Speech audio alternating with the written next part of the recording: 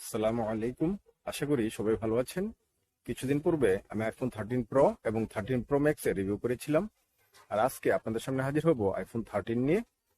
এখন আমরা সবাই জানি বক্সটিতে চার্জার অথবা ইয়ারফোন কিছুই পাবো না। বক্সটি খোলার পর আমরা প্রথমে দেখতে পাবো আইফোনটি।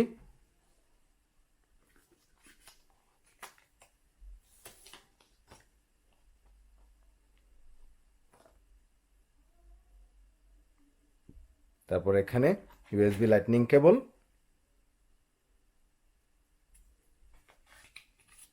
সিম এজেক্টর, ইউজার ম্যানুয়াল আর অ্যাপলের স্টিকার। সামনে এবং পিছনে গরিলা গ্লাস ব্যবহার করা হয়েছে, আর ফ্রেমগুলো অ্যালুমিনিয়ামের দ্বারা তৈরি। ডিসপ্লে 6.1 ইঞ্চির super retina XDR OLED, 1170x2532 pixels, HDR10 support, সর্বোচ্চ পিক ব্রাইটনেস 1200 নিটস, অনেক ভালো, 460 ppi ডেন্সিটি, তারপর 86% স্ক্রিন টু বডি রেটিও। আর এখানে ট্রুটোনও আমরা পাবো ডিসপ্লেতে। ওজন 174 গ্রাম। আর মোবাইলটির ডাইমেনশন হচ্ছে 146.7 ইন্টু 71.5 ইন্টু 7.7 মিলিমিটার।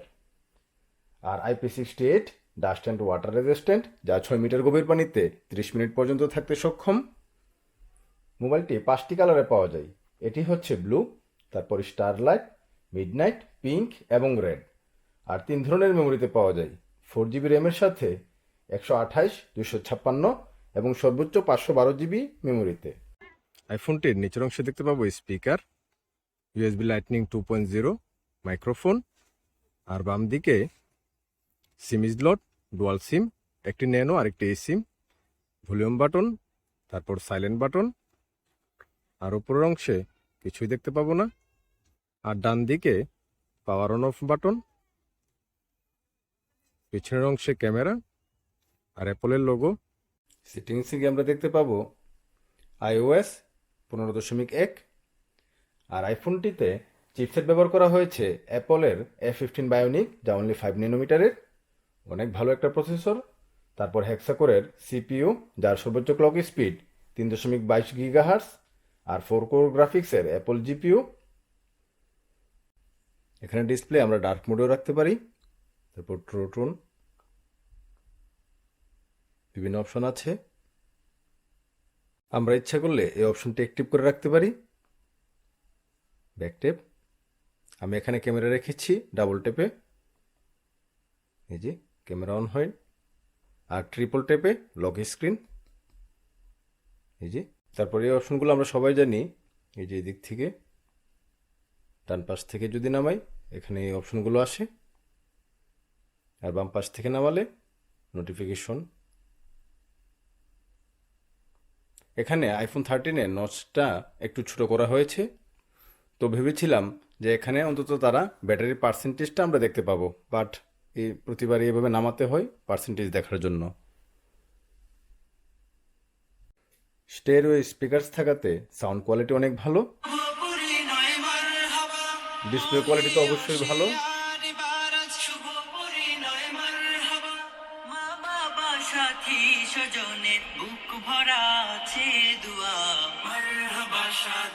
পিছনের অংশ লক্ষ্য করলে দেখতে পাবো দুইটি ক্যামেরা, প্রত্যেকটি 12 মেগাপিক্সেলের। প্রাইমারি ক্যামেরাটি 12 মেগাপিক্সেলের ওয়াইড ক্যামেরা, যার অ্যাপারচার f1.6 26 মিলিমিটারের। আর আছে 12 মেগাপিক্সেলের আল্ট্রা ওয়াইড ক্যামেরা, যার অ্যাপারচার f2.4 120 ডিগ্রি পর্যন্ত ক্যাপচার করতে সক্ষম, 13 মিলিমিটারের। আর এখানে ডুয়াল লেড ফ্ল্যাশ, অনেক ভালো কাজ করে। আর এই ক্যামেরাগুলো দিয়ে ভিডিও করা যায় সর্বোচ্চ 4K 60 FPS এ। আর ফ্রন্টে পাবো আমরা 12 মেগাপিক্সেলের ওয়াইড ক্যামেরা, যার অ্যাপারচার f2.2 23 মিলিমিটারের, SL3D depth and biometric sensor. এই ক্যামেরা দিয়েও ভিডিও করা যায় সর্বোচ্চ 4K 60 FPS এ। আমি মনে করি অনেক ভালো। ক্যামেরার অপশনগুলো দেখব। ছবির কোয়ালিটি ভালো, সর্বোচ্চ 5x জুম পর্যন্ত, আল্ট্রা ওয়াইড। তারপরে এখানে বিভিন্ন অপশন আছে, এই যে ভিডিও, ভিডিও সর্বোচ্চ 4K 60 FPS, কোয়ালিটি ভালো। তারপর সিনেমেটিক মোড, এটাকে আমি যদি ফোকাস করে দিই অন্যগুলোকে ঝাপসা করে রাখবে। ক্যামেরা যদি এই যে ক্যামেরা সরালেও এটাকে ফোকাস করে রাখবে। ভালো একটা অপশন স্লো মোশন, হাইপারলেপস,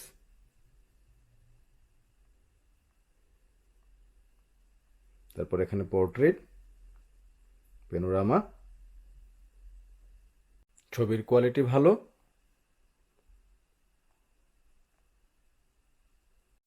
যে কোনো লাইটিং কন্ডিশনে প্রত্যেকটি ছবিতে ন্যাচারাল কালার পেয়েছি। আলো কম থাকা সত্ত্বেও প্রত্যেকটি ছবির কোয়ালিটি আমার কাছে ভালো মনে হয়েছে। ইনডোরেও ছবির কোয়ালিটি ভালো।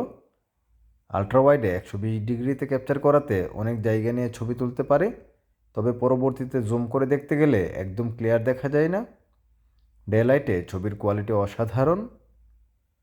নর্মালভাবে আলট্রাওয়াইড, 2x অপটিক্যাল জুম এবং সর্বোচ্চ 5x zoom, but 5x zoom optical না হওয়াতে কোয়ালিটি ভালো না।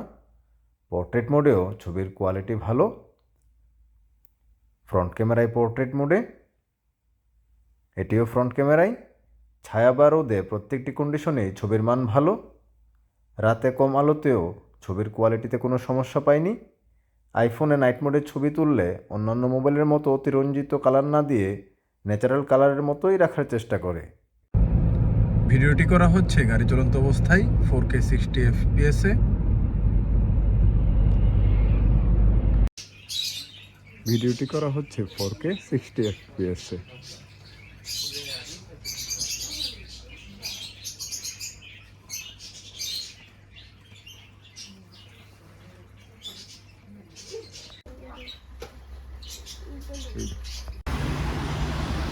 আর এই ভিডিওটি করা হচ্ছে 4K 60 FPS-এ রাতে। আর ফেস আইডিও অনেক ভালো কাজ করে। এই যে কম আলোতেও কোনো সমস্যা হয় না। আইফোনটিতে ব্যাটারি আছে 3240 mAh, যা ফাস্ট চার্জিং 20 ওয়াটের মাধ্যমে 35 মিনিটে 50% এবং 1 ঘন্টা 20 মিনিটে 0 থেকে 100% চার্জ করা যায়। আর ওয়্যারলেস চার্জিংও সাপোর্ট করে সর্বোচ্চ 15 ওয়াট পর্যন্ত। আর Qi magnetic fast wireless charging support করে সর্বোচ্চ 7.5 ওয়াট পর্যন্ত। এতে আছে ব্লুটুথ 5, জিপিএস খুবই ভালো কাজ করে, এনএফসি। আমি মনে করি এই আইফোনটিকে চার্জ করতে অ্যাপলের অরিজিনাল যে চার্জার আছে ওটাই ব্যবহার করা বেস্ট। ব্যাটারি এত পাওয়ারফুল না হওয়া সত্ত্বেও আইফোনটি খুব সহজে একদিন ব্যবহার করতে পেরেছি। স্ক্রিন অন টাইম 5 ঘন্টা হওয়ার পরেও আমার প্রায় 20% চার্জ ছিল। তারপর ডিপেন্ড করে সব কিছু কে কতটুকু গেমস খেলে বা কতটুকু ভিডিও করে বা অনেক কিছুর উপরে ডিপেন্ড করে। আইফোনটি দিয়ে প্রায় আধা ঘন্টা গেমস খেলার পরেও কোনো গরম হতে লক্ষ্য করিনি। সাউন্ড কোয়ালিটি অনেক ভালো।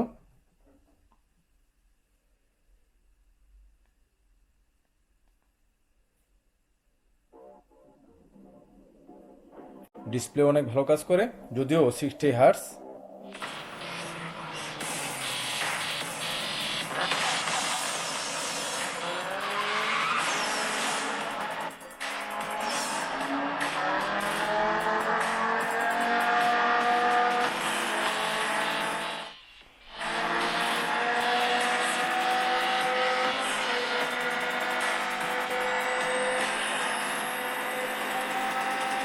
আইফোন 11 থেকে আইফোন 12-এ আমরা কিছু পার্থক্য লক্ষ্য করেছিলাম, যেমন ডিজাইনে প্লাস ডিসপ্লেতেও। এলসিডি থেকে আইফোন 12-এ তারা ওএলইডি ডিসপ্লে ব্যবহার করেছে। আর এখন আইফোন 12 থেকে আইফোন 13-এর তেমন কিছু পার্থক্য লক্ষ্য করব না। এখানে শুধু ক্যামেরাগুলো যদি লক্ষ্য করি, আইফোন 12-এর ক্যামেরা ছিল এক উপরে নিচে, আর এখানে তারা এভাবে রেখেছে। আমি মনে করি কেউ যদি আইফোন 12 প্রো আইফোন 13-এর চেয়ে কম দামে পান তাহলে আইফোন 12 প্রো কিনাই বেস্ট। আইফোন 13 128 জিবির অফিসিয়াল প্রাইস হচ্ছে 939 ইউরো, যা বাংলাদেশি টাকায় প্রায় 94,000 টাকা।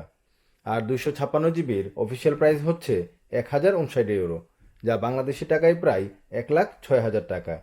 আর 512 জিবির অফিসিয়াল প্রাইস হচ্ছে 1,289 ইউরো, যা বাংলাদেশি টাকায় প্রায় 1,29,000 টাকা। ভিডিওটি যদি ভালো লেগে থাকে এবং আরও নতুন নতুন ভিডিও পেতে আশা করি চ্যানেলটি সাবস্ক্রাইব করবেন। আল্লাহ হাফেজ।